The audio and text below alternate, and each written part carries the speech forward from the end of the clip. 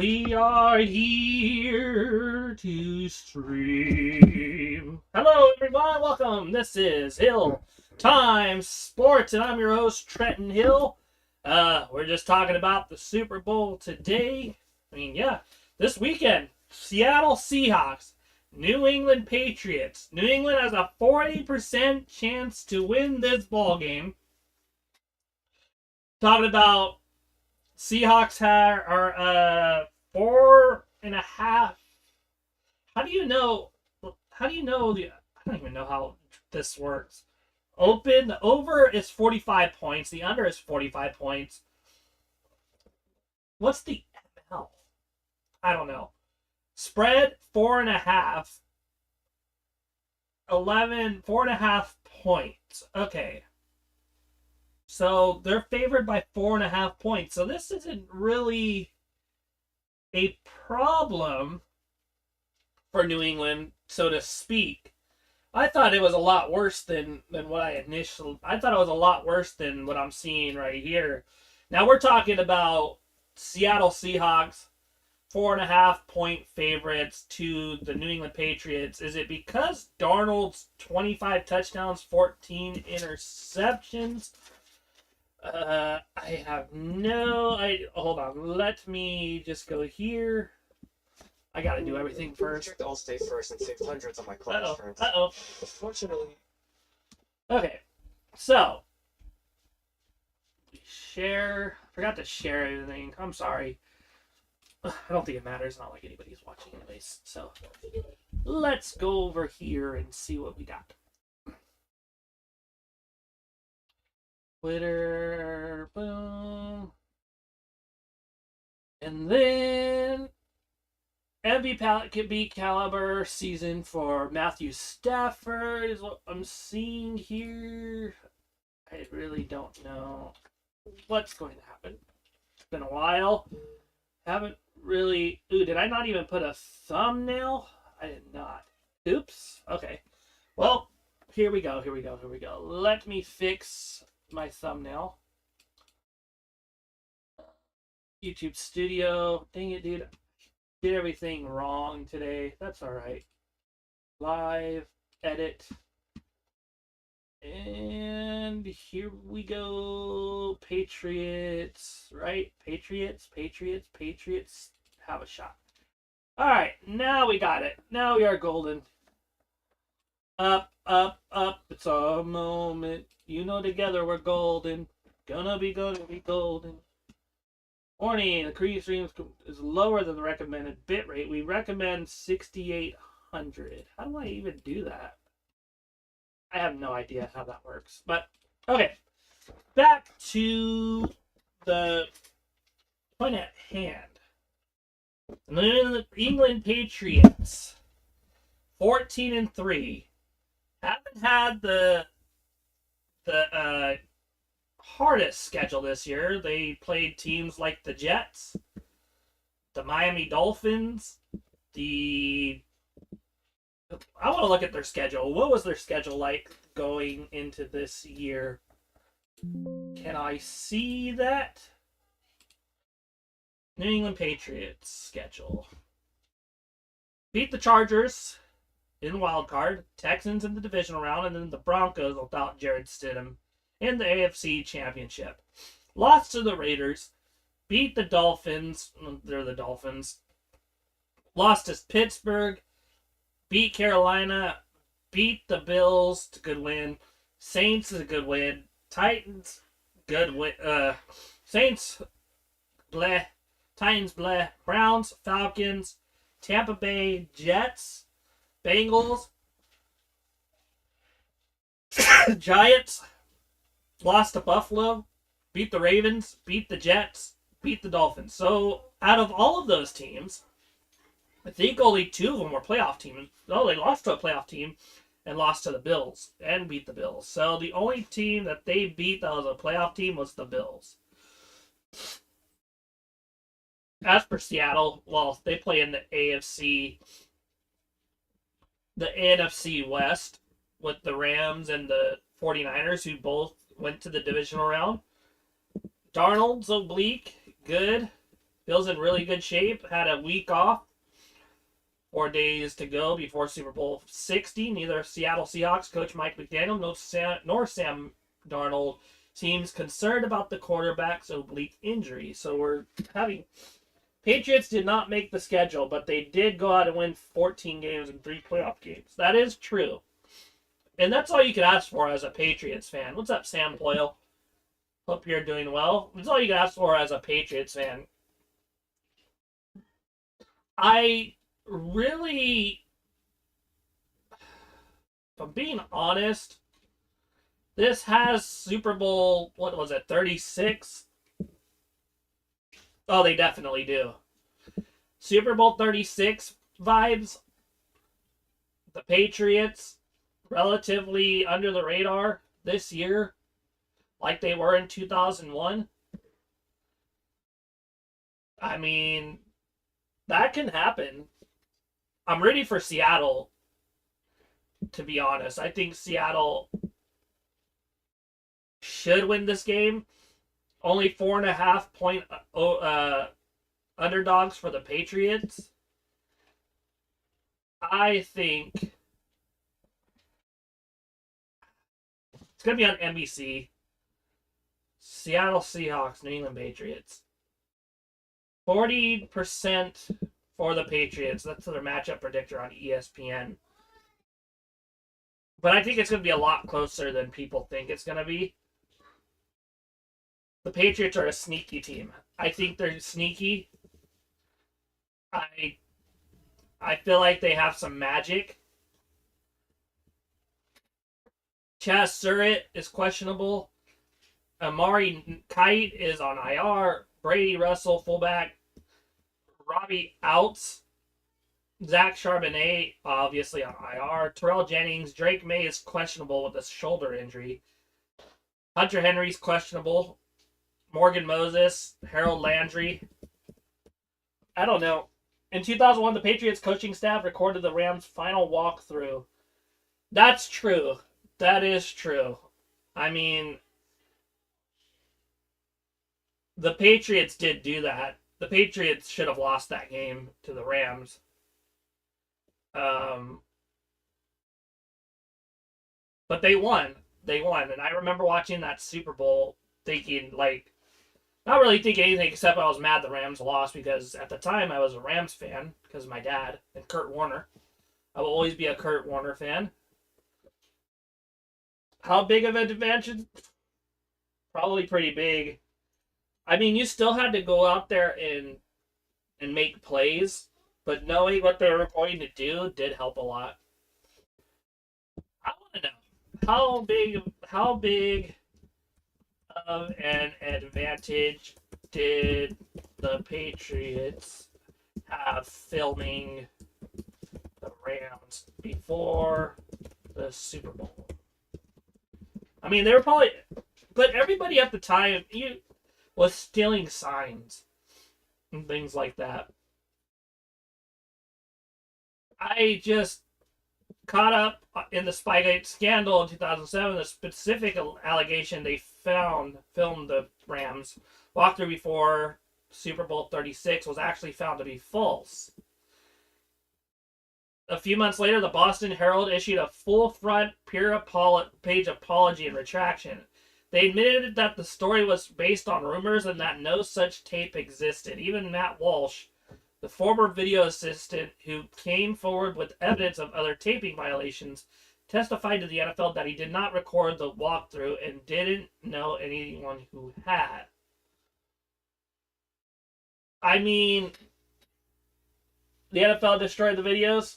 That is true. That could be true too, to be honest. But okay. So a little tin hat theory, going off on a tangent. In 2007, if I'm not mistaken, was about the time that the NFL was caught up in that the concussion lawsuits and things like that, right? Like CTE was becoming more and more prominent, and they were receiving a lot of flack for that. I think, and this is total tin hat theory, I think that they, in order to get the get people off on off their back, they kind of just pinned the Patriots with Spygate. Was it 2007 or around that time? Yeah, June 2010, the concussion summit. I think that Spygate was a thing. I think it was something that was going around. I think the NFL had always had people trying to steal their signs, but because they had this big lawsuit, what better way to get the thing off their back than to say, "Oh, we caught the Patriots cheating." And then, total tin hat theory, also, 2014 Deflategate. I think everybody was doing deflating the balls. It's always been that way. It was always a thing. But they had the whole Ray Rice and Ray McDonald and a bunch of other players coming out with domestic violence, and the NFL is receiving heat for it. If you remember, like during the playoffs, they were doing the domestic violence commercials. And then Deflategate happens, and those commercials disappear.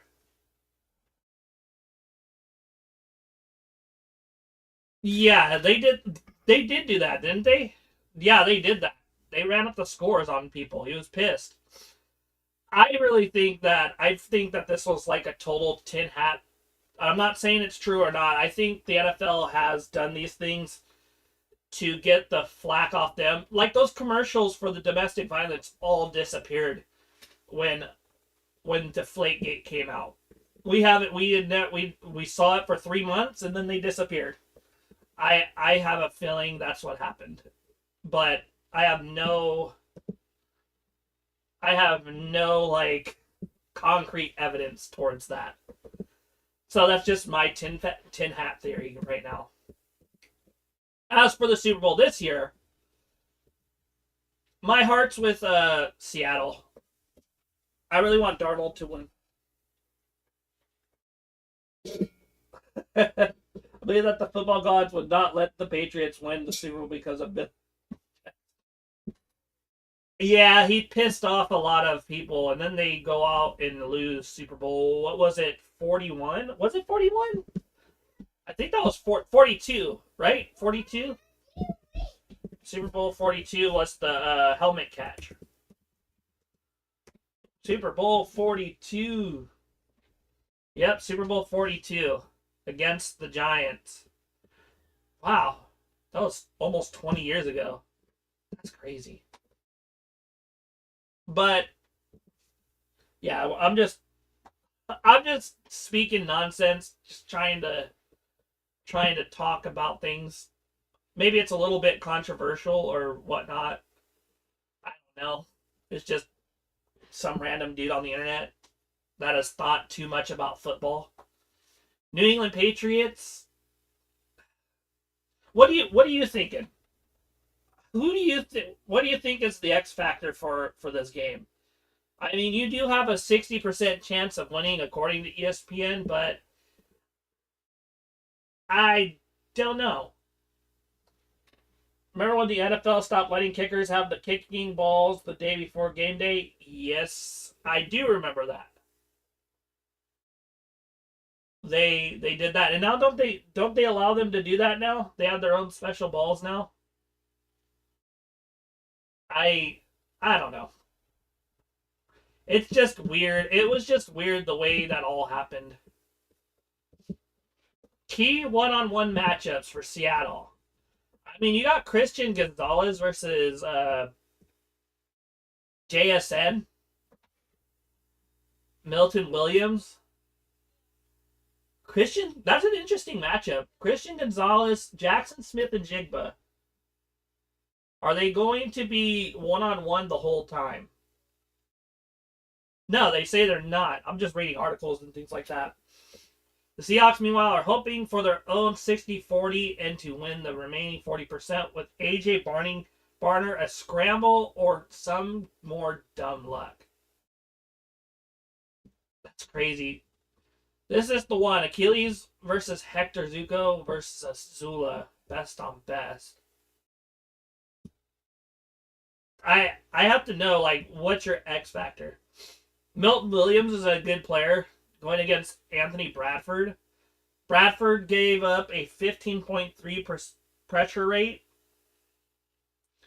And Milton Williams is a very good... Only two players... This is a particularly big deal against the Patriots. Only two players in the NFL have a pressure rate above 13% when rushing over the guard, and they just happen to be teammates. Williams and Christian Barmore have over 13% over the guard. Plummeted, now they give them the balls the day before again. Yeah, it's just weird. It's just weird, like, people have been doctoring the ball since I think the NFL's been going, since the NFL started, or shortly thereafter. And I really don't, look, I'm going to tell you this. It was a 45-7 ball game, Patriots versus Colts, and it was raining. I don't think a wet ball that's flat would travel very well anyways. Or however flat it was. It probably wasn't that flat, it was just barely off. But, yeah. So, yeah, Christian Barmore and Milton Williams. That's going to be crazy. That's going to be that's an interesting matchup. Seahawks, despite all their tremendous team success, turned the ball over worryingly high. 14.1 of their drives ended with a turnover. Only the Vikings gave the ball away at a higher rate. It isn't impossible to win a Super Bowl at this rate. The 2023 Chiefs turned the ball over at 14.5. Ooh. Get our fullback by the Super Bowl. He was playing great before the injury. Which one? I would hope you guys are able to run the ball. Let me check things out.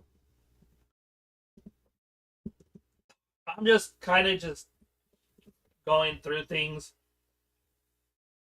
Because there's two fullbacks on the injury report. Where is it at? Here we go. Gamecast. On the injury report, there's two fullbacks outs. Okay. Let me look at his stats real quick.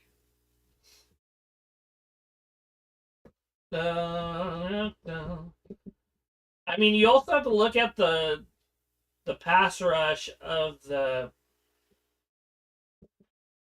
Seahawks against those tackles. They haven't been performing well on the tackles of the Patriots. I think this is going to be a defensive game.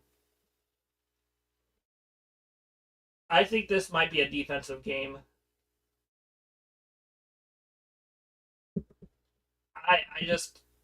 There's just a feeling. He played 12 games. Okay, so he had 12 games. That's pretty good. So he was injured for a while. This one, yeah, I think this game might be a defensive struggle. Devin Witherspoon. There are two players in the league who have played at least 25% of their snaps at right corner, at least 25% of their snaps at left corner, and at least 25% of their snap in the slot corner. Witherspoon is one of them. He also has been doing this since he entered the league. Since 2023, Spoon played over 40% of his snaps at wide corner and over 40% of his snaps in the slot. Okay, it's one thing. It's Witherspoon's versatility that allows the Seahawks to play Nick Emenwari as the big nickel safety in their preferred defensive personnel of 5 DBs. Witherspoon couldn't succeed as an outside corner The Seahawks would play Warrior only in sub packages. That interesting. Our fullback did not pile up stats, but he was a tremendous. And that's the key for the Seahawks, I think. I think the Seahawks are great under center. They do a lot of under center stuff, and I saw them at I saw when they ran with Charbonnet and Walker in the playoffs, they didn't have a fullback to block, so they ran a lot of one back sets. So it'd be interesting to see them go into like the I formation, the strong formation, weak side formation, stuff like that. McDaniels, Stephon Diggs. I mean, Patriots do have the weapons. Drake Maye definitely turns the ball over.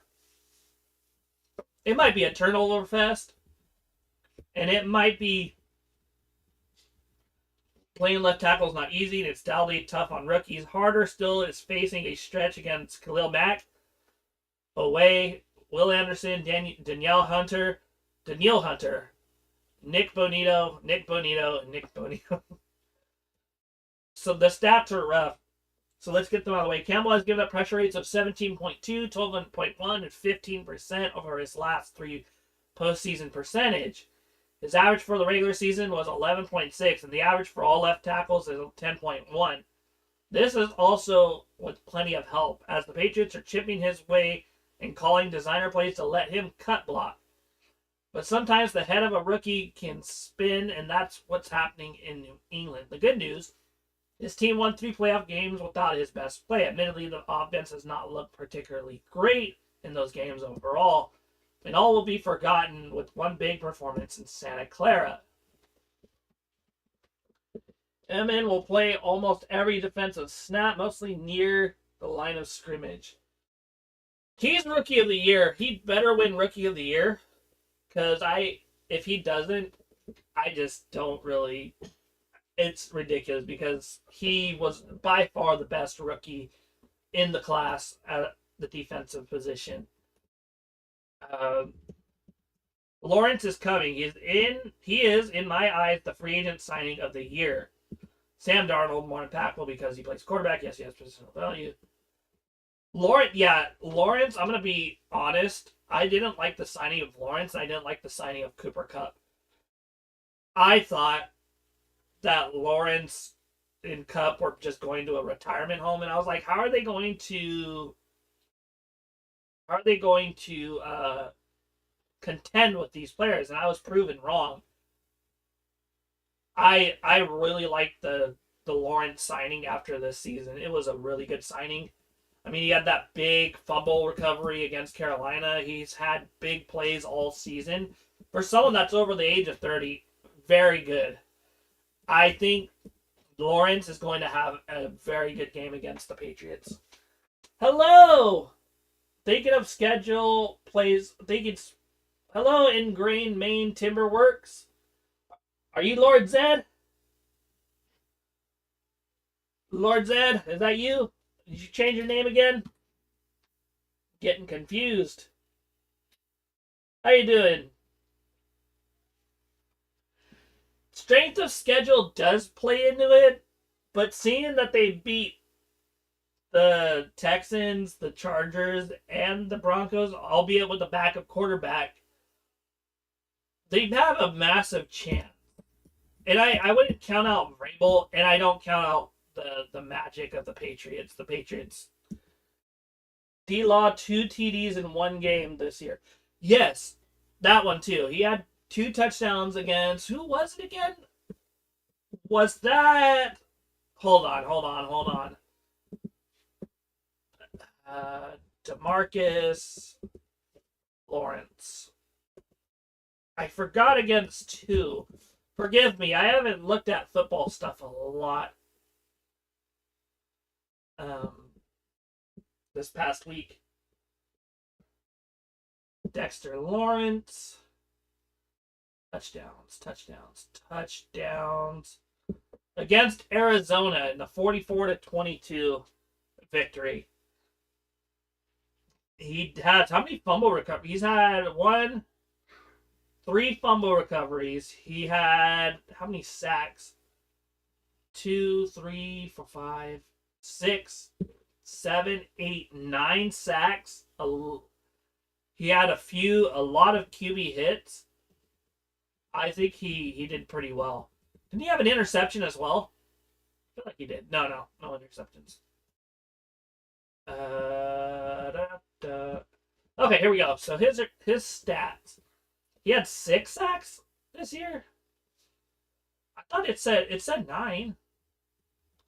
2, 3, 2 half. This is 4, 5. 6, 7. He had a very good seat. I thought he had a higher sack total. Guess not. I mean, that's crazy. I thought he had a better sack total than he had.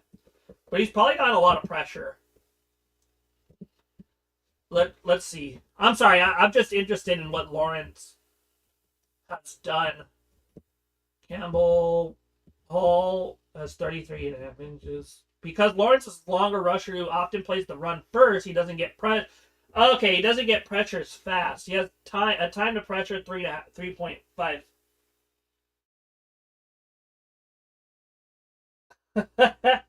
I'm sorry.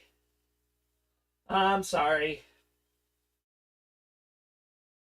I apologize. It's time to get off the computer, huh? I apologize. He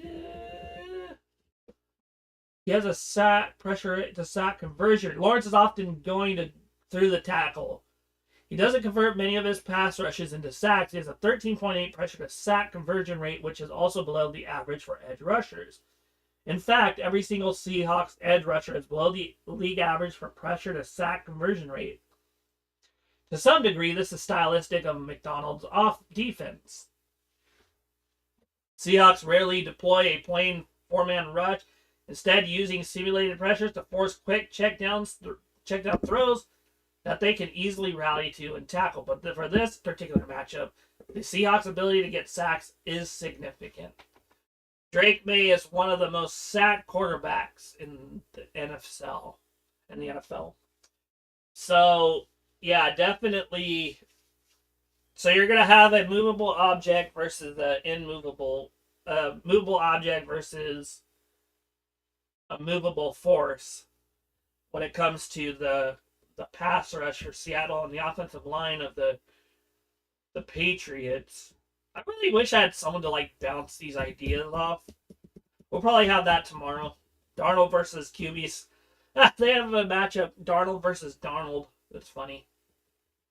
6 of Darnold's 15 games are in the bottom quartile of league performances. All those red lines way at the right side of the graph. 5 are in the top quartile, and a 6th just missed.